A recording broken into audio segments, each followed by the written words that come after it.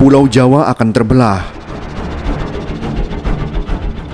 Nampaknya ramalan itu bukan sekedar ramalan biasa jika kita tarik dengan informasi yang diberikan oleh sains saat ini. Apakah ramalan tersebut ada hubungannya dengan megatrust? Lalu apakah megatrust itu?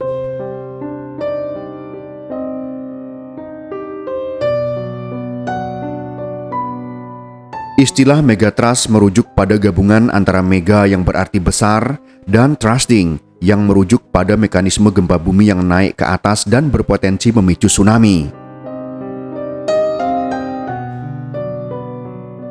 Sejak tahun 1900-an, gempa bumi berkekuatan 8,0 atau yang lebih besar dianggap sebagai gempa bumi megatrust. Megatrust terjadi ketika dua lempeng tektonik bertabrakan, dengan salah satu lempeng terdorong ke bawah lempeng lainnya di zona subduksi. Proses ini menyebabkan akumulasi energi yang ketika dilepaskan bisa menghasilkan gempa berkekuatan sangat besar.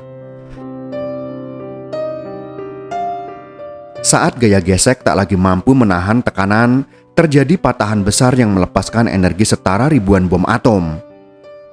Dalam hitungan detik, guncangan kuat ini bisa menjalar ratusan kilometer dan menimbulkan tsunami dengan kecepatan mencapai 800 km per jam menuju daratan. Indonesia dengan banyaknya zona subduksi di sepanjang Sumatera, Jawa, Bali, dan Nusa Tenggara memiliki potensi besar untuk mengalami megatrust. Jika dihubungkan dengan ramalan Jayabaya tadi, maka bukan hanya Pulau Jawa saja yang terbelah, tapi Pulau Sumatera dan pulau lainnya juga akan terdampak. Tapi apakah ramalan tersebut harus kita percayai? Tentu jawabannya tergantung pada sudut pandang masing-masing dari kita. Akan tetapi, ramalan bisa kita jadikan sebagai informasi psikokultural untuk waspada dengan kemungkinan terburuk yang dapat saja terjadi, sehingga kita bisa lebih siap untuk memitigasi dampak buruknya.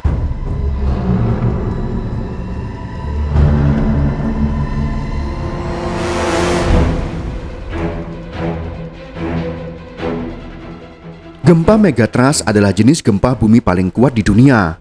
Terjadi di zona subduksi, daerah di mana dua lempeng tektonik bertemu dan saling menekan. Di Indonesia sendiri, hal ini terjadi karena pertemuan lempeng Indo-Australia yang menunjam ke bawah lempeng Eurasia.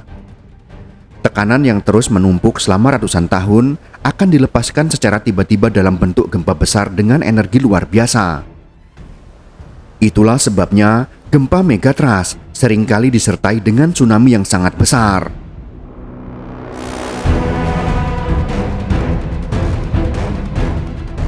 Proses terjadinya gempa megatrust tidak bisa dilihat dengan mata telanjang, karena sebagian besar aktivitasnya terjadi di dasar laut.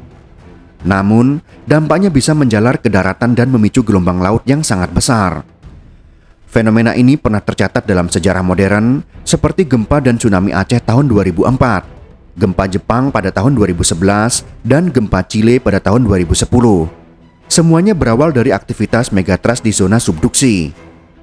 Karena itulah, BMKG menekankan pentingnya pemahaman publik terhadap gempa megatrust. Memahami bahwa fenomena ini bersifat alami dan tidak bisa dicegah, membantu masyarakat beralih dari rasa takut menjadi kesiapan. Dengan mitigasi yang baik, korban dan kerugian dapat diminimalkan meski bencana besar terjadi.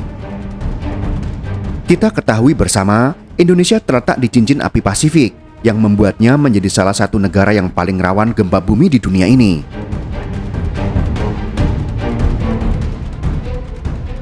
Di antara berbagai jenis gempa bumi yang dapat terjadi, megatrust adalah yang paling mengkhawatirkan. Jenis gempa ini memiliki potensi untuk menghasilkan gempa berkekuatan besar dan menimbulkan tsunami yang sangat dahsyat. Namun, pertanyaannya tetap sama, apakah kita siap menghadapi bencana alam sebesar ini?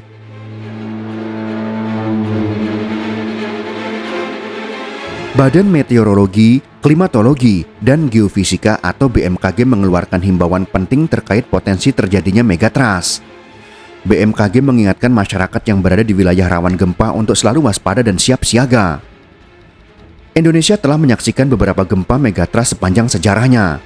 Salah satu yang paling terkenal adalah gempa megatrust Samudra Hindia pada tahun 2004 yang menghasilkan tsunami besar dan menewaskan ratusan ribu orang di berbagai negara.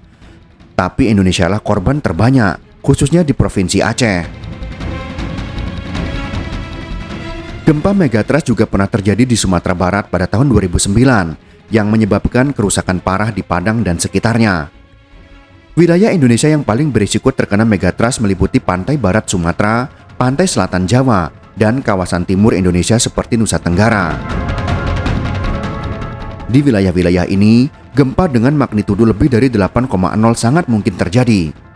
Selain gempa bumi itu sendiri, risiko terbesar datang dari tsunami yang dapat menghantam wilayah pesisir dalam waktu singkat setelah gempa terjadi.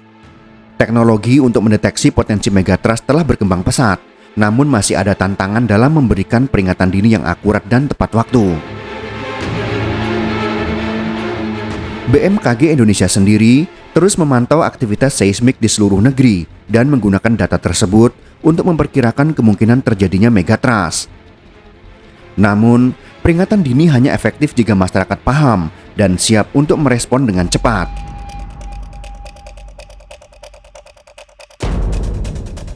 Dampak dari megatrust dapat sangat menghancurkan, tidak hanya dari sisi kerugian material, tetapi juga dampak sosial ekonomi yang panjang.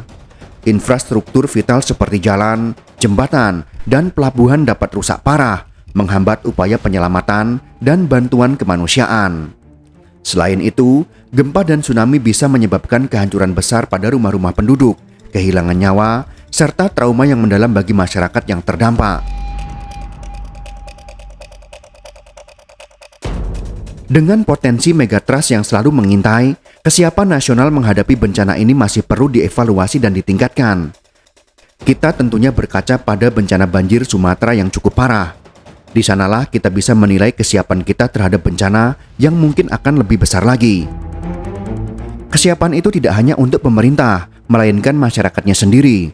Apakah masyarakatnya ikut bahu-membahu dalam menyelesaikan segala masalah yang timbul akibat bencana tersebut? Atau malah ada yang memanfaatkan kondisi darurat tersebut untuk kepentingan politik tertentu? Itulah yang harus benar-benar kita hindari, menyelesaikan masalah, bukan malah membawa masalah yang baru. Meski pemerintah telah membuat berbagai langkah penting, seperti pembangunan sistem peringatan dini dan edukasi bencana, tantangan yang dihadapi masih besar. Penting bagi kita semua, bagi pemerintah, lembaga terkait maupun masyarakat luas, untuk terus memperkuat kesiapsiagaan menghadapi ancaman megatrust. Bencana ini mungkin tidak dapat dihindari, tetapi dampaknya dapat diminimalisir jika kita siap menghadapinya.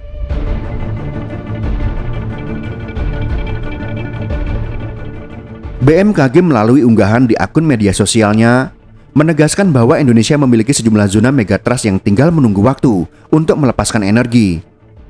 BMKG juga mengingatkan beberapa segmen megatrust di Indonesia sudah lama tidak melepaskan energi. Misalnya, segmen di Selat Sunda terakhir kali memicu gempa besar pada tahun 1757. Sementara segmen Mentawai Siberut belum aktif sejak tahun 1797.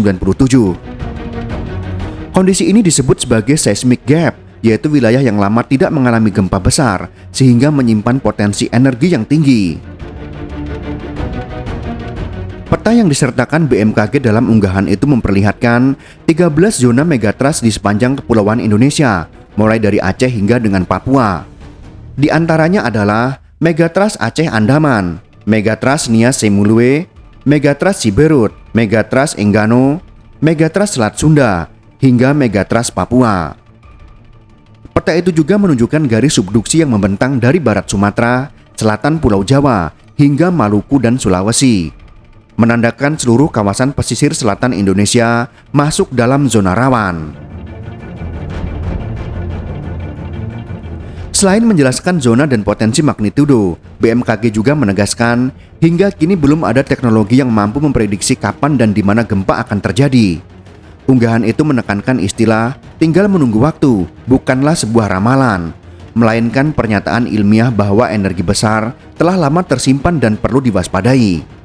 Jadi, apakah ramalan Pulau Jawa akan terbelah adalah prediksi kuno dari masa lalu yang relevan jika dihubungkan dengan adanya megatrust? Apakah pengalaman orang zaman kuno dulu tentang gempa yang dialami menjadikan mereka bisa meramalkan akan adanya gempa yang jauh lebih dahsyat hingga Pulau Jawa bisa terbelah. Apakah tahun 2026 ini megatrust akan benar-benar terjadi? Tentunya kita semua tidak ada yang tahu, hanya waktulah yang akan menjawab semua pertanyaan itu. Kita sebagai manusia hanya diwajibkan waspada dan mempersiapkan diri sendiri.